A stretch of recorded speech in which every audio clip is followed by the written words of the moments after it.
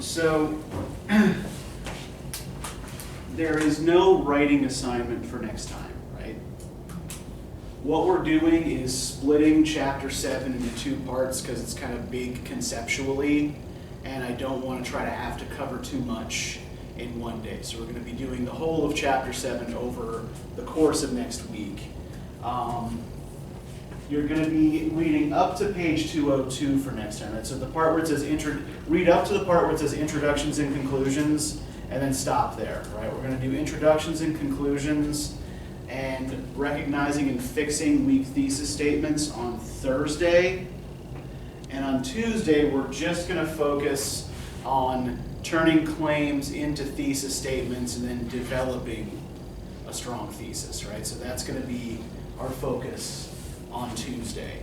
Now, while there is no writing assignment, if you are still missing any past assignments, I'll give you one last chance to turn those in, right? So if you get those to me by Monday midnight, then I will still count them. Because even though, I know a lot of these assignments probably seem a little bit trivial, they are giving you practice and important skills that I want you to develop. And we're going to go over the last set of them a little bit today. In part because I actually thought that you guys did pretty good work on the enthymeme assignment in particular, and I wanted to share some of the things that y'all came up with that I thought were quite good. But does anybody have any questions about anything before we get started?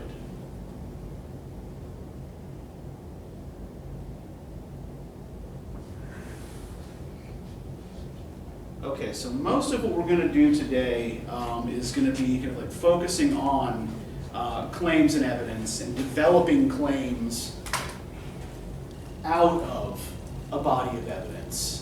But I do want to quickly go over the enthymeme thing first, just to make sure everybody's getting it. And I want to go over with you the paragraph that I gave you to evaluate for claim and evidence, because there was still a little bit of lingering confusion there about what was what. And I want to make sure that that's all cleared up. I think this is something that's actually really important. But I'm going to put up the 3 best enthymemes that I got from y'all. And let's just kind of work them out together. So the first one is from a movie that I haven't seen in ages, but is awesome. It's called They Live. And the enthymeme is, I have come here to chew bubblegum and kick ass.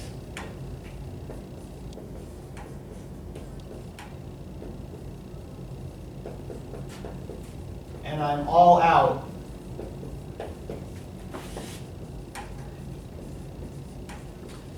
of bubblegum. What's the missing premise here? What's the implied premise of this enthymeme?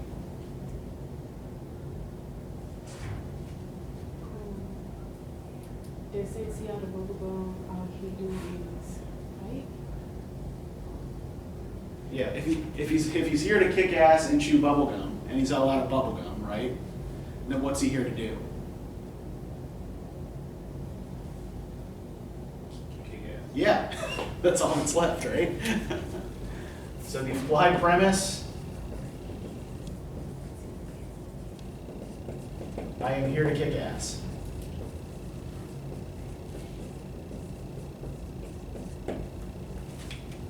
All right, so let's try another one here. Urban school districts in America are struggling.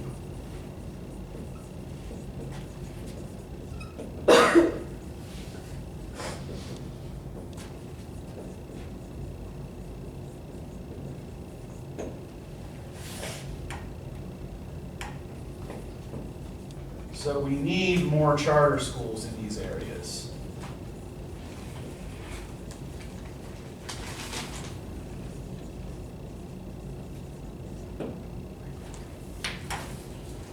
What's the implied premise?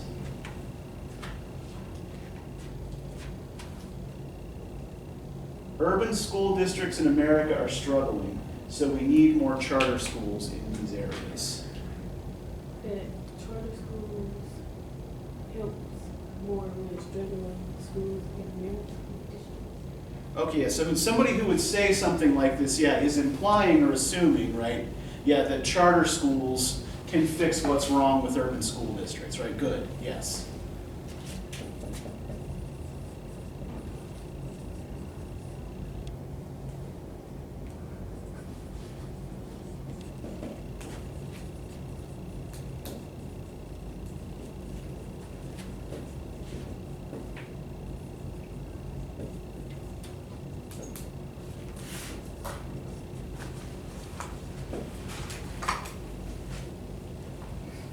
All right, last one.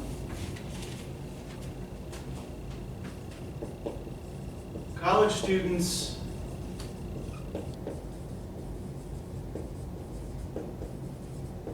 should get cats as pets, since they pretty much take care of themselves, the cats, not the students.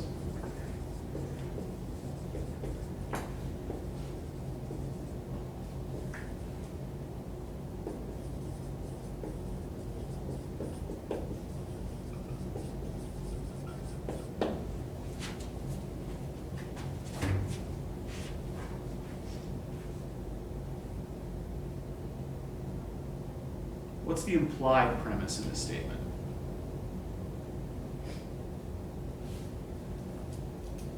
That college kids can't take care of themselves?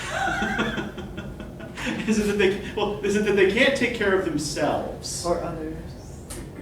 Okay, that college students, or yeah, or maybe could we find a way to rephrase that doesn't make students look dumb or helpless? Cats take care of themselves, college students don't really need to, so it's more beneficial. Okay. Yeah, and why might an independent pet be better for a college student? Because college students are so caught up in their work, they're so busy all the time, basically. Yeah, so I think we could say the implied premise here is maybe something like college students don't have time for a high maintenance pet, right? I mean, you know, a cat, you put out the food and the water, right? You clean its little poops out of the sandbox, and, you know, then you're set, right? And, you know, the cat will, you know, love you when it feels like it. Like cats do. But yeah, so do we all kind of see how this works? So all of these phrases here are like, they're making a fairly obvious point or fairly obvious argument, right? Or something that seems obvious on the surface level, but there's always a kind of assumption buried in them, right? Something that is left unstated, something that's implied. And what I want us all to be thinking about when we're reading anything is what the writer is implying here, right? What are they either taking for granted or saying without necessarily being aware that they're saying it, right? Because it's really with it's the implications in language that are usually more interesting than what's said on the surface level, and sometimes more meaningful, right? And if you can pick apart the implications in someone else's statements, right, then this really helps building up that bullshit detector that we talked about on day one, right? You can tell when somebody is, you know, fudging words or is maybe guilty of sloppy thinking. And this is also one of the reasons I want you to pay really close attention to the difference between claim and evidence, right? Not just so that you know it in your own work, but also so that you can recognize it in the work of other people, so that people can't try to pass off something that is opinion as fact, right? So we're going to do a little bit more practice with that. I'm going to put up here on the screen the assignment from the other night, and we'll just go through it together, and you know, we'll explain why some of these things are claims and why they're evidence, right?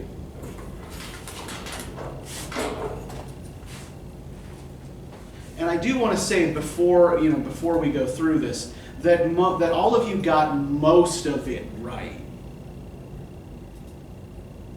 There were just a couple of little sticking points that I want to try to smooth over. So yeah, on the whole, I thought you did a good job.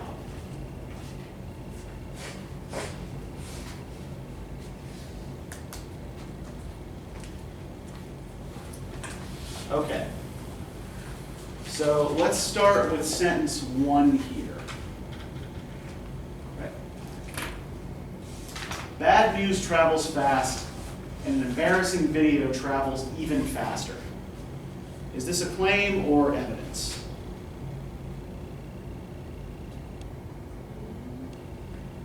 Okay, yeah, this is a claim. Good. And how can we tell this is a claim?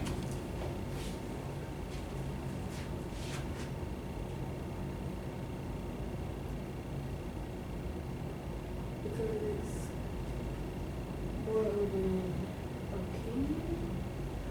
Okay, yeah, it sounds like somebody's interpretation of something, right? Like this is something that someone thinks about something else, right?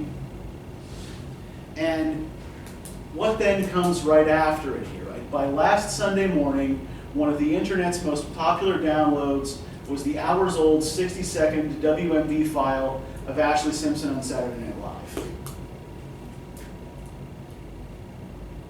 Is this a claim or evidence? Okay, and how can we tell? What's the standard for this, right? How could we tell if this is evidence or not?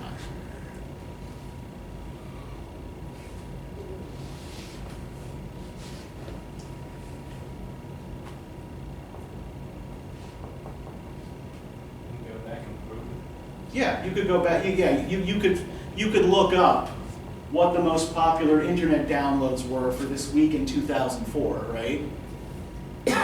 And you could say, okay, one of the most popular ones was this Ashley Simpson clip, right? So this is referencing a thing that happened, right? And what's the relationship between this piece of evidence and the claim before it? It proves that embarrassing videos or bad video trouble. Okay, yeah, so there's a definite connection here, right? That bad news travels fast, embarrassing video travels even faster, right? We could tell, even by the morning after this show aired, right? This embarrassing clip was already everywhere. So yeah, so this claim is an interpretation of this piece of evidence, right? That an embarrassing video clip travels even faster than bad news, right? All right, good. As she and her band stood on stage, her own pre-recorded vocals from the wrong song came blaring through the speakers, and it was too late to start mouthing the words. Claim or evidence? Evidence. This is evidence, right? How do we know this is evidence? Because you can watch the episode. Yeah, you can watch the clip, you can see what happened, right?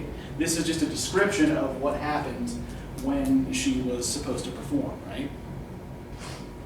So she performed a now infamous little jig, then skulked off stage while the band, where a few members smirking, played on. This one's a little more complicated. What would you say this one is, claim or evidence? Or like a mix of them. Okay, yeah, where do we seem to see a mix here? What's the evidence part of this? The part where she went on stage while the band was on. Yeah, she did do a little dance, right? She did go off stage, and the band did keep playing, right? But what parts of this kind of verge into claim-like territory?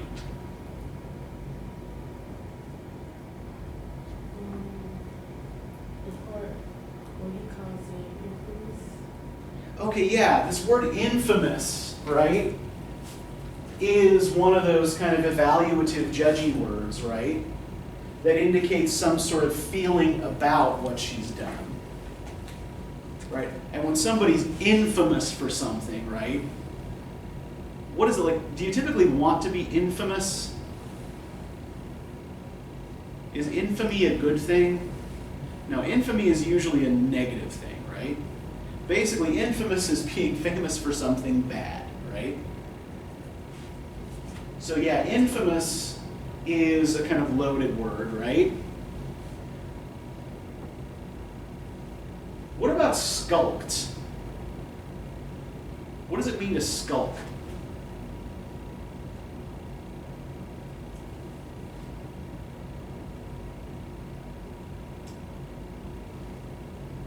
And how is saying she skulked off stage different from merely saying that she walked off stage or left the stage?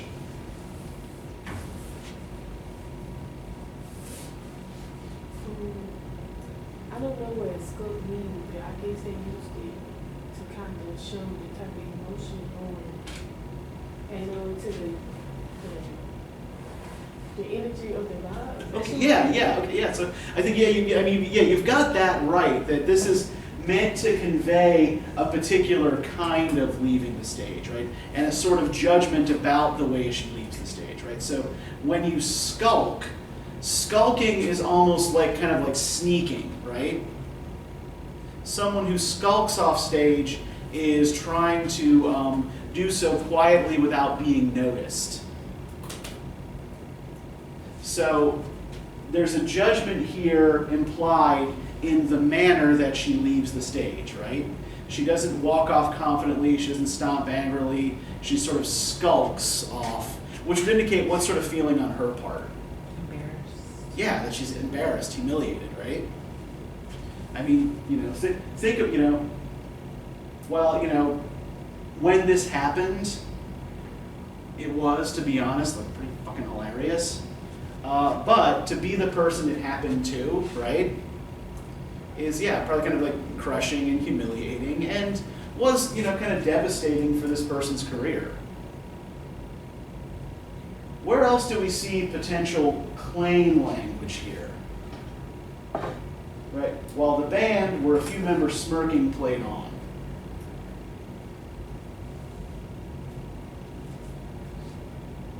Or a few members smoking. Yeah, there's an interpretation here of the band's behavior as well, right? That the way, the way, one looks at this, right, it looks like maybe even her own band members are laughing at her, right? As she slinks off the stage in embarrassment. So so this is, on its face, a piece of evidence, right? This is a thing that happened that is verifiable. But the language in the sentence muddies the waters a little bit, right? And so you've got something that is not pure evidence because there is language here that is interpretive, right?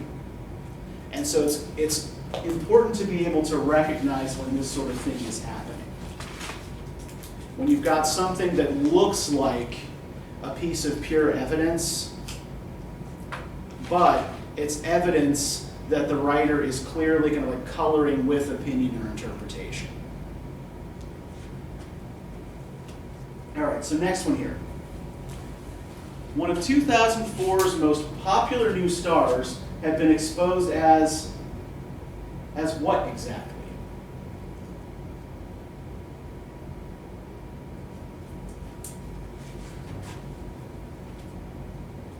This one's maybe a little tricky. One of 2004's most popular new stars had been exposed as what exactly?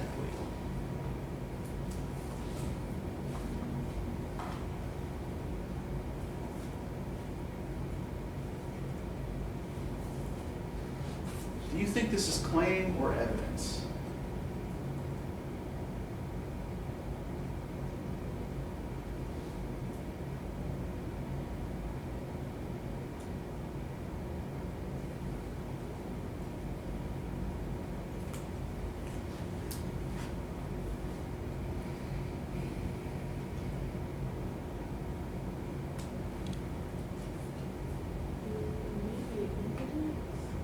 Okay, why would you say evidence, Michaela? Because after his shoes exposed for lip syncing, Yeah, I mean, she is exposed as, lip sync, as not, not doing her own vocals in live performance, right? But what undermines this sentence as evidence?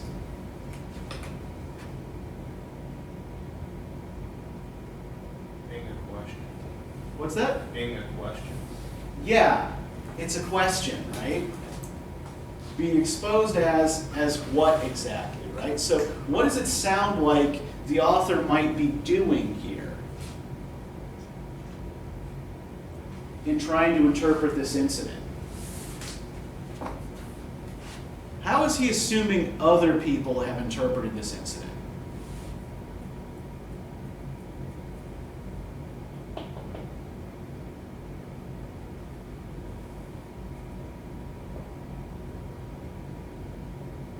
Well, to me, it's sort of like asking the reader what they think. Okay. Like telling the reader they need to think and answer the question for themselves. Uh-huh.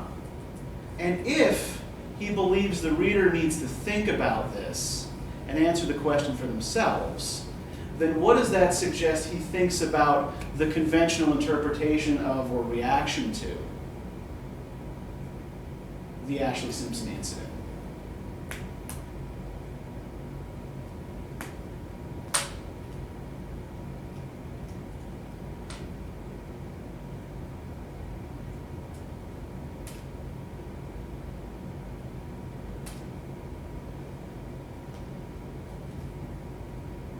I guess it was kind of just like shocking or like confusing.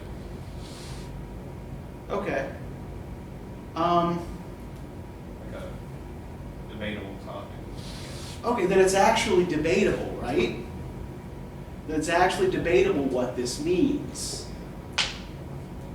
That the setup here seems pretty straightforward, right? How would most people have finished this sentence, right? One of 2004's most popular new stars have been exposed as, Lips. yeah, a lip syncer, right? Or a fraud or a phony, right? So what this writer is inviting us to do is question, right, why we would care about that, right? Why that matters, and whether perhaps this judgment on this, young pop star starting out was, maybe unfair or harsh, right? So this is a claim, right? He's making a claim that we need to reconsider our view of this incident. The online verdict came fast and harsh, the way online verdicts usually do. A typical post on her website bore the headline, "Ashley, you're a no-talent fraud." So these two are connected to each other. Which is the claim and which is the evidence? I think the first sentence would be a claim, and the second is the evidence. Okay, what makes the second one the evidence? Because you can see, you can explain. Yeah, you could actually go to her website and verify that that was what people were posting, right? So this is a claim people are making about Ashley Simpson, right? But in this context, it's evidence because the writer is citing it as his reason for making this claim, right? A typical post on her website bore the headline, "Ashley, you're a no-talent fraud." I interpret this as the online verdict came fast and harsh, the way online verdicts usually do, right? So yeah, and as always, right, if a sentence sounds more like an interpretation of a fact than an actual fact, it's probably a claim. After that night, everyone knew that Jessica Simpson's telegenic sister was no rock and roll hero. She wasn't even a rock and roll also-ran. She was merely a lip-syncing pop star. Are these claims or evidence? Okay, why would you say claims, Colby? Because you can't like say an objective fact about how everyone feels. So Yeah, you can't even say that everyone knew who either of those people were. So. right, right. In fact, how many of you in this room in 2023 know who Jessica Simpson or Ashley Simpson are? Okay, you do. No one else? All right, that's 1 out of 3, right? So, yeah, so these are people who were famous in 2004, right? They are considerably less famous now.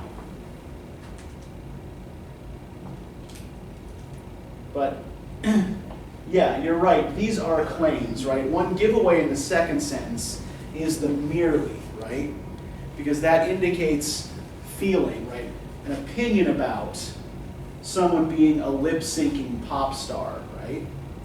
Do we also notice an implied binary in these two claims? After that night, everyone knew that Jessica Simpson's telegenic sister was no rock and roll hero.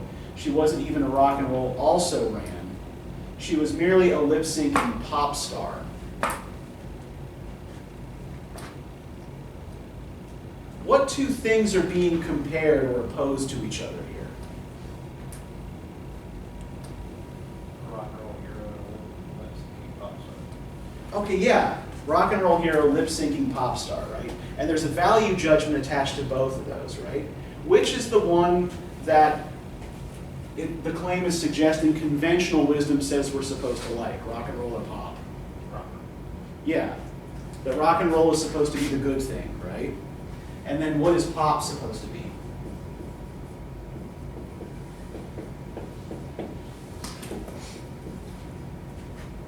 If she's a lip-syncing pop star, right? Like trashy ear candy. Yeah, like essentially, like this is suggesting that conventional wisdom says that pop is fake, right? That the conventional wisdom is that rock and roll is authentic, right? And that pop is mass-produced fake, as you said, ear candy, right? And that it doesn't matter if a pop star lip syncs, right? Or, even, whether they write their own songs or, play their own instruments or whatever, right? Pop songs are usually made more by a producer than an artist anyway. But we're going to look more closely at this whole essay a little bit later in the semester, and another essay that's responding to it. But what this writer is actually doing is setting up a counter-argument to this binary, right? That rock and roll is the thing that we're supposed to value, and that pop is bad and dumb and trashy and phony. And thus, should be at best a guilty pleasure, at worst actively ignored. But I think, you guys actually, you're doing a really good job here of getting what's claim and evidence and why, right? And seeing the relationships between claim and evidence. And also some of the tell words. Now, does anybody have any questions about this? Because we're going to be kind of continuing with this kind of stuff today.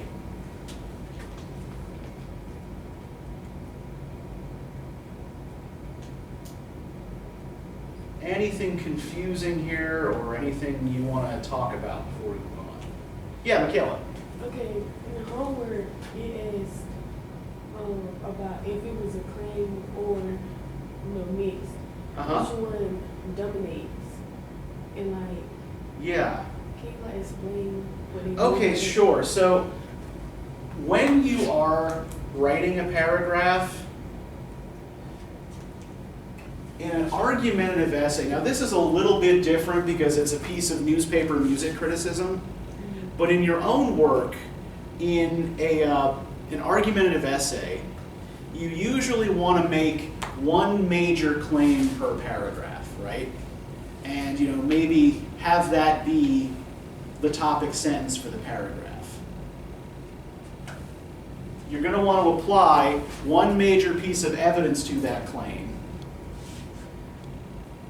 And you're also going to want to provide an explanation as to how you got that claim from this piece of evidence, right?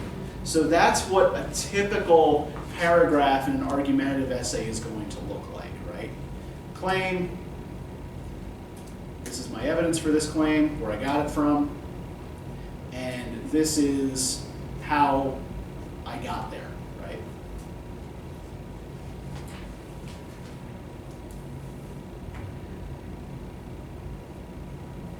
In less formal writing, what you'll often see is more almost like a 50-50 mix between claim and evidence, right? So that's pretty much what we've got. We've got almost a 50-50 separation here between claim and evidence, right? Almost every piece of evidence has a claim attached, and vice versa.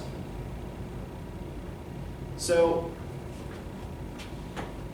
I think that this also then kind of leads us into the next question we need to ask ourselves, right? Is like, what is that necessary relationship between claim and evidence? And everybody brace yourselves and turn the lights back on. Okay? Okay. Sometimes it's a little shocking to the eyeballs. So, what should we be starting with? The claim or the evidence? The claim. No, Why- actually the evidence. Mm-hmm. Yeah. Okay, why should we be starting with the evidence? Because it provides textual evidence to form a claim. Yeah, you can't form a claim without it, right? If you already have a claim and you try to come up with evidence for it, right, then what do you end up doing?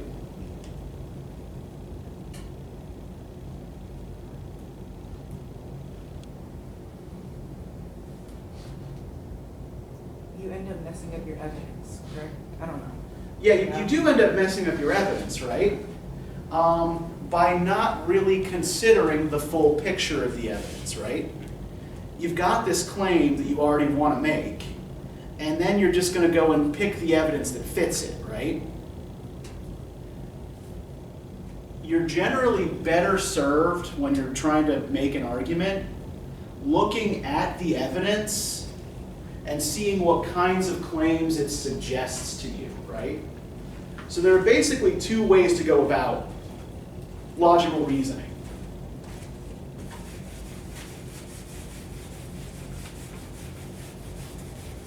The first is what we were doing last time with the syllogisms, right? It's called deductive reasoning. Anybody ever heard this phrase before, deductive reasoning? Okay, Colby, what's deductive reasoning? Oh. It's been 2 years since I heard it.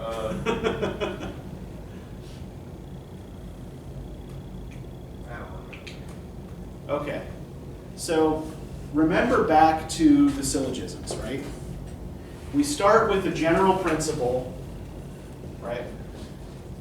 All humans are mortal.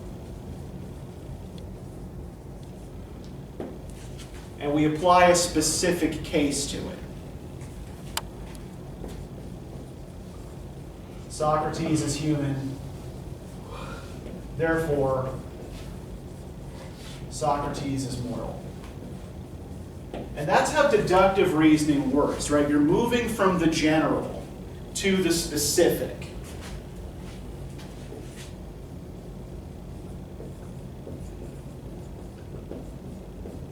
Inductive reasoning works the opposite way.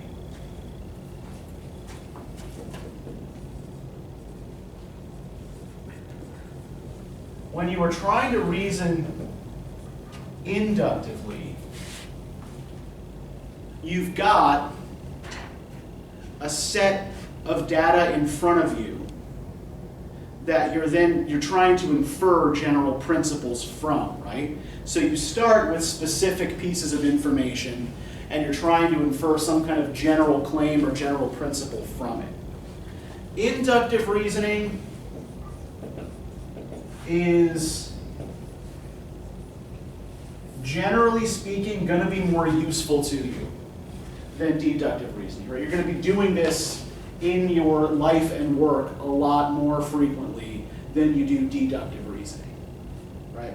Because deductive reasoning, the answer is already given to you and you're trying to apply it to a specific case, right?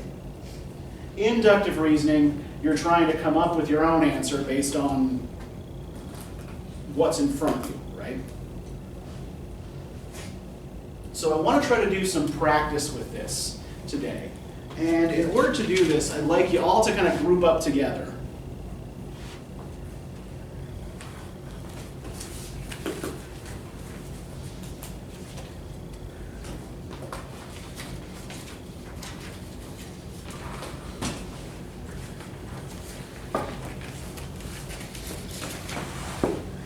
And I'm going to give each of you a sheet. And so there are two sides of the sheet. And on it, you'll find a list of pieces of evidence, right? It's a list of data points, primarily about housing and development in the United States. So what I want you to try to do is go through this list and try to find connections among different points of data, right? So we'll make that the first thing you do. We'll kind of break this up into chunks. The first thing I want the three of you to do is just read it over together, talk through it, and try to find pieces of data that you think are connected to each other and explain what you think that connection is. Okay, so maybe take, it's a relatively long list, so maybe take 15 minutes to talk through that, okay?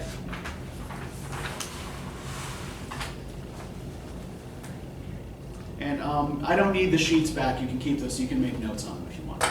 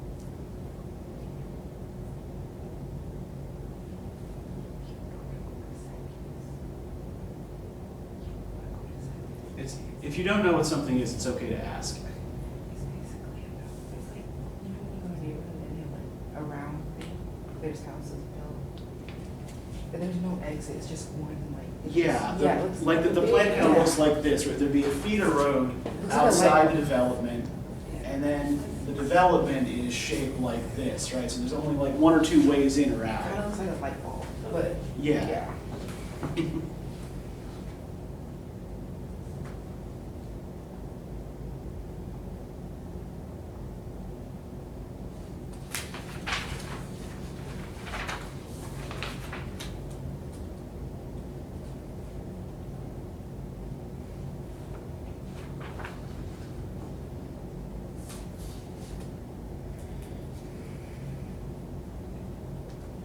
Okay, so you got 5 more minutes with this. We're gonna talk through it together, help each other out.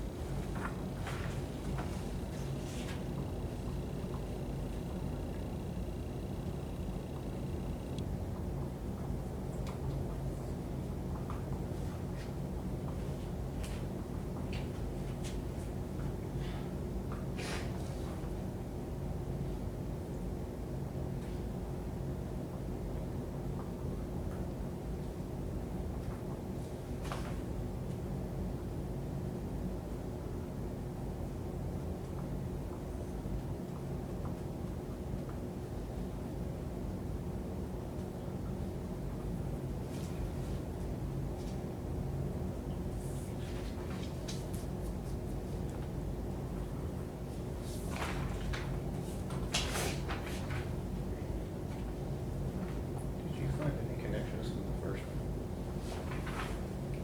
Because I haven't been able to find some that connect to anything else. I found, okay, so for the first one, I said that was more like evidence, and then for where it says suburban neighborhoods, it says like a claim. These are actually all evidence. These are all. These are all evidence. Yeah, we're gonna use this to generate claim. Okay. Never mind. Yeah, because I can't find anything to connect the first one and then the Disney World one and then the late 1990s. There's nothing that. I couldn't find anything there either, yeah. Did you find anything, okay? You might wanna think about dates there. See if you can connect things based I was on dates. thinking about that. I thought about that too, because I saw so many dates. I was like, they match up to one another. Knew it. A lot of these, like half of them connect to one thing because I started connecting one to another, Mhm. which connected to another, which connected to another, which connected to another that seemed completely unrelated. Like I was able to connect American neighborhoods develop after 1950 rarely have sidewalks to most American children grow up in suburban neighborhoods. Right.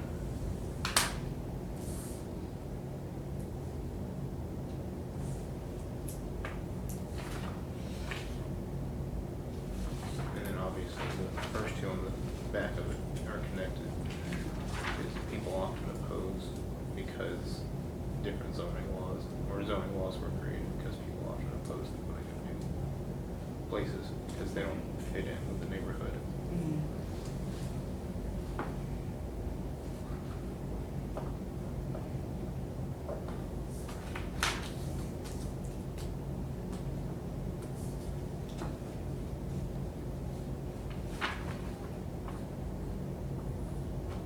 And a lot of the like not having sidewalks and not having public transport all connects back to American road design after 1950. The one on the. Yeah.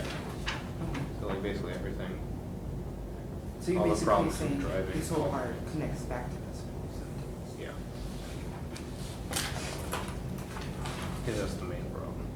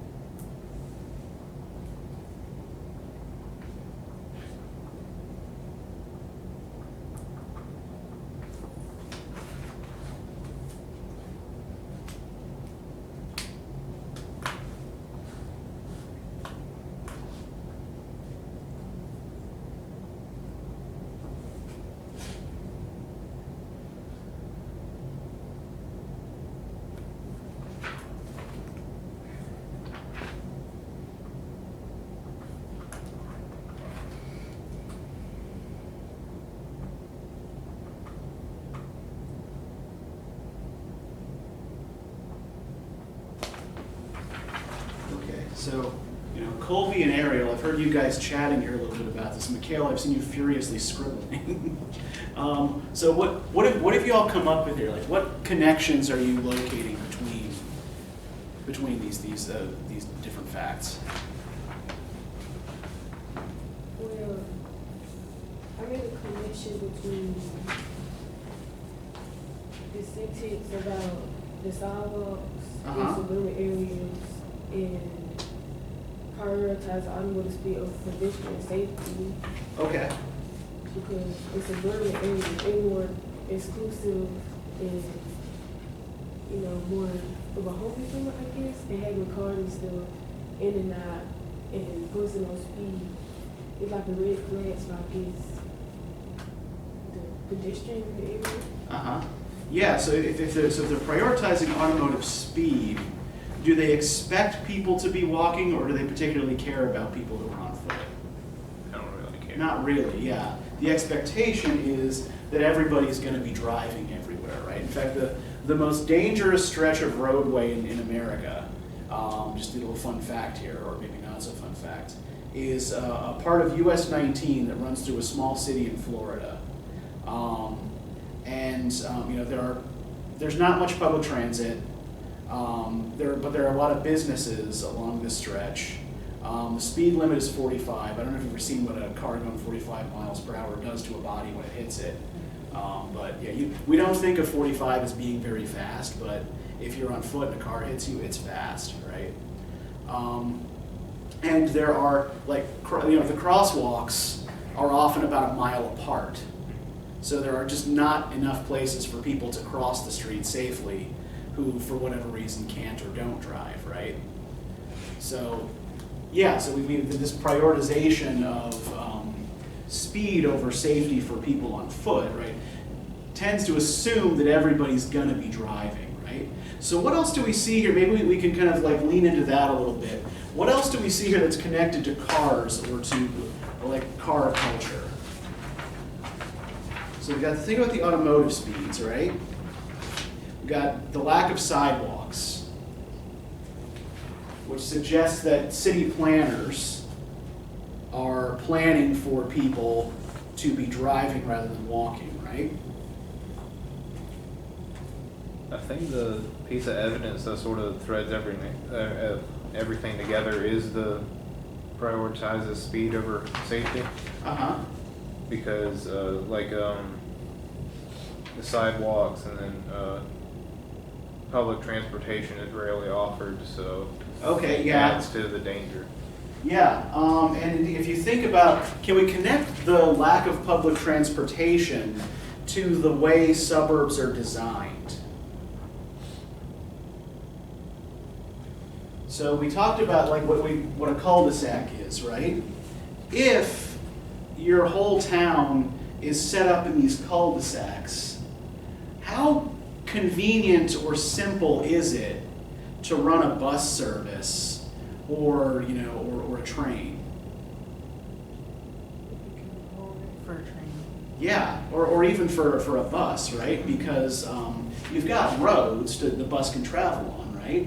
But it's gonna, like, if they're going through every cul-de-sac, it's gonna take a long time for anybody riding a bus to get anywhere, right?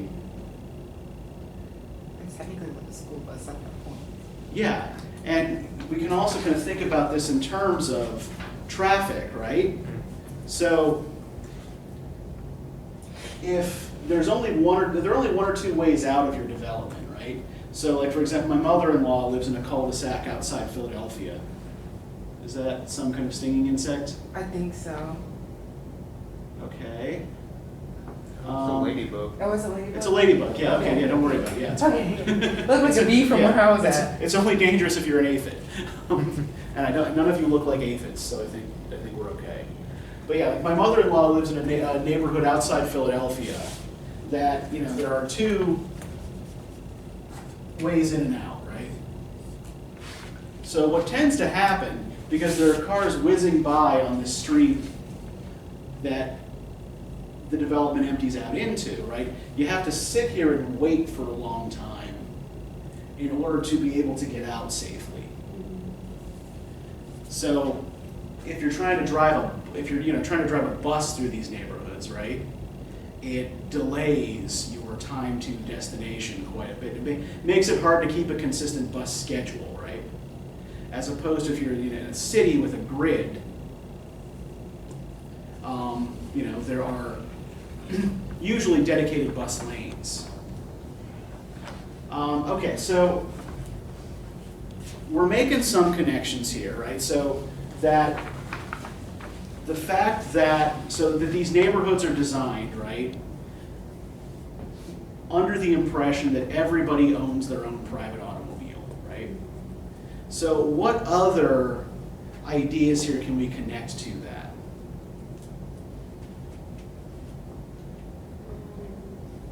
The part about the garages and carports. Okay, yeah. Explain what you're thinking there, Michaela. Well, I guess if you live in one of those, Uh-huh. parking on the side of the road. You can't, you can't park on the street, right? No place to park. Plus, what else does that indicate about, the way people lived before 1950, right? Think about that date, right, as a kind of dividing point here. So, before 1950, houses don't usually have attached garages or carports. After 1950, neighborhoods don't have sidewalks anymore, right? So you can actually see this if you walk around Americus. So I live over on Church Street in the historic districts, and none of the houses around me have a garage. Right? A lot of them don't even have a driveway. Most people just park on the street. Now, why before 1950 would this have been the case?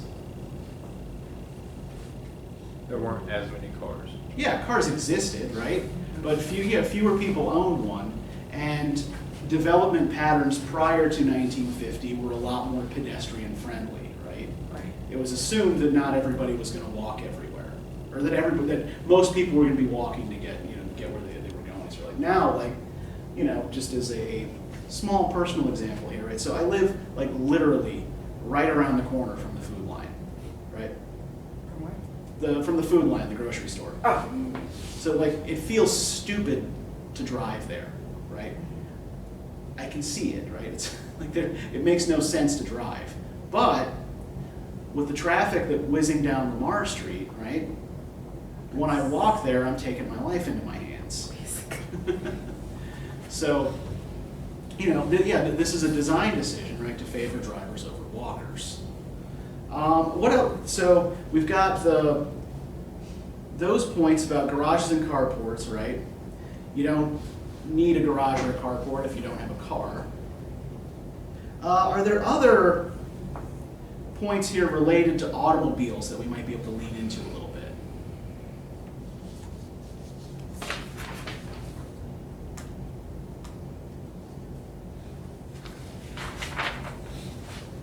Americans who drive to work spend on average an estimated of 2.5 weeks per year sitting in traffic. Yeah, so even though we're designing our roads for speed, right, to move traffic along quickly, what does this piece of information suggest? The opposite. Yeah, that we're spending an awful lot of time idling, right? Not going anywhere.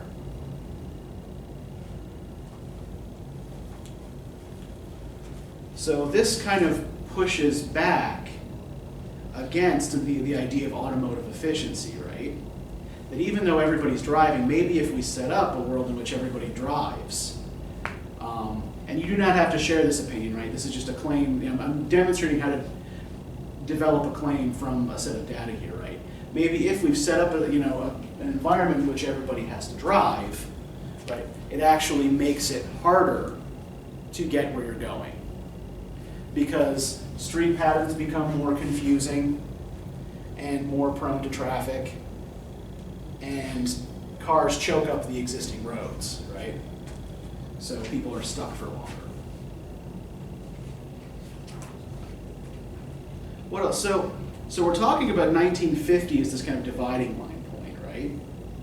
So why does it matter? I know you were having some trouble connecting that first piece of evidence to some of the other things, right? 80% of everything built in America was built after 1945. So if everything built after 1950 is this kind of car-centric design, right? What does that mean about most of the American built environment? That would mean that at most 80% of it is car-centric. Yeah, that most everything is car-centric, yeah. Is there another thing here that we can connect to cars and kind of about the way we live with them?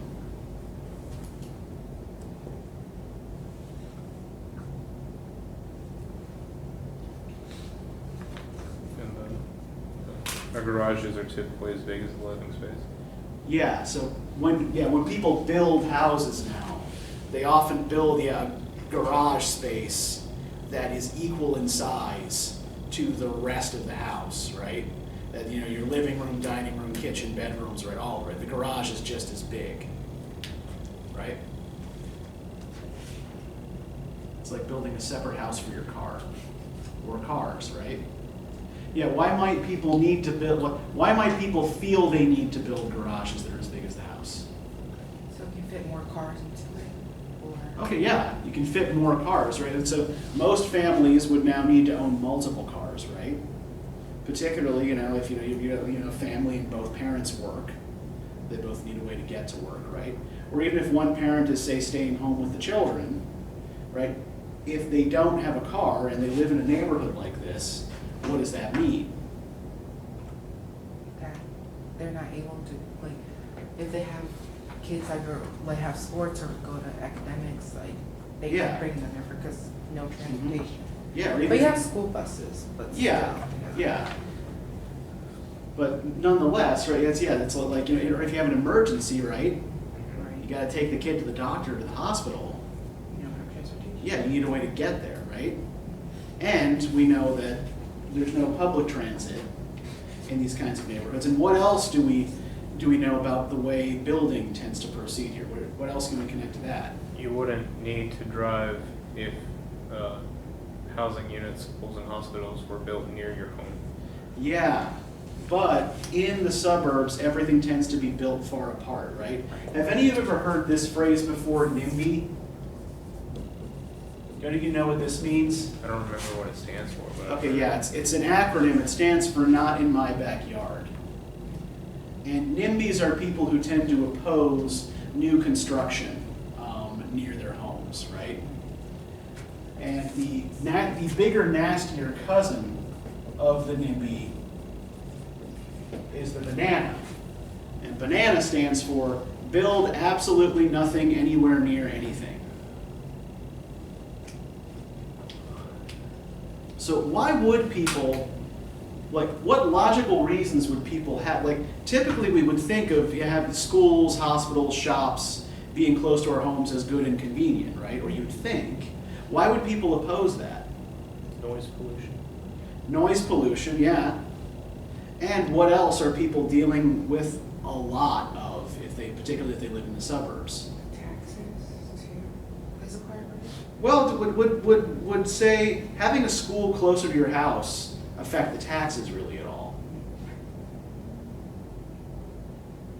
If your kid can walk to school, it doesn't affect your taxes, right? I mean, the funding for the school is still coming out of your property taxes, whatever those are.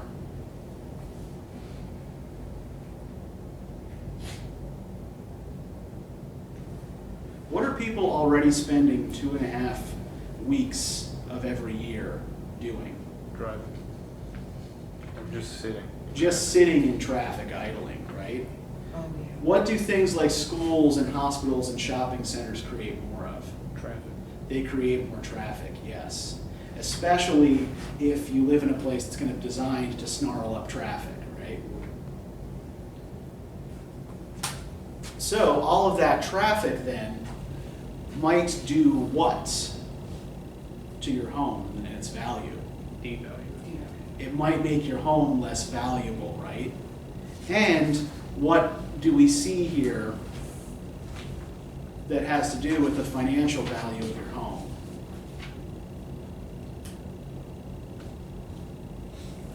makes up the largest portion of their net worth. Yeah. You buy a house, you typically have a lot of money tied up in it, right?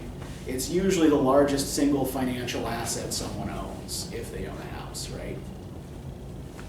And if you own your own home, what can you do? Borrow money from the bank against its current value.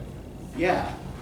And if the value of your house goes down, you can't borrow as much money, right?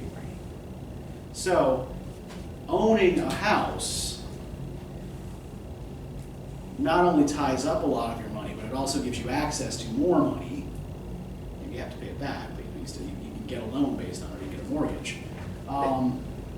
So, if the value of your home goes down, right, you take a financial hit, a potentially serious one. So people are often homeowners are often very, very animated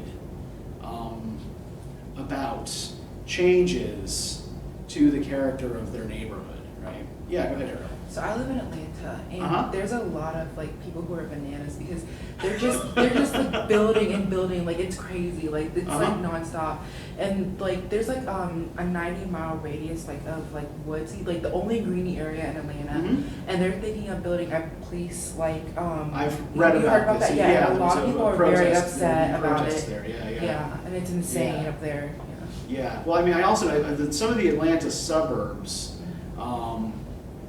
I'm not going to name any names here, but we've had to go to some medical appointments up in one of them, and like the amount of just like dumb, unplanned building that's been done there is crazy. It's insane. Right? Yeah. The highways are confusing and mixed up. There's no consistent grid. Everything's like concentric circles. So I don't know whose idea it was to like build a city along the side of a gorge. But Right. Because when I came down here, I was like, this is a big difference down here. Yeah. Well, if you look at it, like again, not to get too far off track here, we're about done, and we're going to continue this next time, right? Like if you look at the way Americus is laid out, right? So the old core of the town is one of those simple, grids made up of perpendicular lines, right? It's real easy to find your way around the downtown core. Now, once you start getting outside of that downtown core to the newer parts of town, then it gets a little bit more confusing. You've got, some little kind of cul-de-sac-y areas, even like kind of down off Lee Street, right? They're the wealthier ones that are down south, like outside the city limits. But you've even got them like down near, I don't know if you all know where Pat's Place is. On Lee. Okay, yes, it's down, if you go down South Lee Street, there are some housing developments back, like across the street from there, that are set up in these kind of cul-de-sac patterns. Like the Rose Avenue, Pecan Drive area is kind of like that. And then if you keep going, if you keep taking Lamar Street out towards Cordele, you hit, where all the fast food restaurants are and where the Walmart is and all of this kind of, again, kind of like not really very planned growth, where just kind of stuff is allowed to kind of prop up in whatever way it happens. And it ends up mostly being like fast food places and big box stores. Yeah. But yeah, we can hash more of this out next time, but it's good. I think you're seeing connections between these different data points. What I'd like you to do is take this home, read the chapter, and see if you can see more, right? Now also, like we've only kind of thus far kind of talked about negatives about this kind of development. See if you can find positive things like in this as well, right? If there are things in here that seem, good. Partly because I don't want to feel like I'm foisting my jaundiced view of the suburbs onto all of you. But also because I think like it's good to look at the same problem from multiple perspectives, right? Like, why might people actually want this? All right, so have a good weekend, everybody. We'll see you on Tuesday.